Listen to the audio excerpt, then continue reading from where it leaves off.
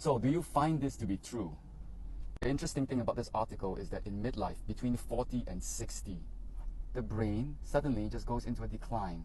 One area is in the hippocampus, and this is where you form new memories. That is why when you're 60, 70, 80, you remember things that happened in your teenage years or your early 20s. Not much remains from your 40s to 60s.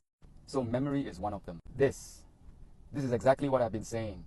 You prepare for dementia in your 40s to 60s, not when you're 60 to 80 years old. Middle age is where you start making changes. Because globally, by 2050, the number of elderly aged more than 60 is going to double. And in Singapore, it's going to double by 2040, 10 years earlier. So there's a lot of research on the middle aging brain. I mean, this is very recent research. This is 2024, because this time of life has usually been neglected in research circles. When they do dementia, they're always talking about above 60, and now they're talking about what happens halfway through in your life around 40 to 60. In fact, women, and I mentioned this in an earlier video, see bigger changes. It's likely got to do with menopause. So menopause happens around 50, and the brain also changes then. So back to multitasking.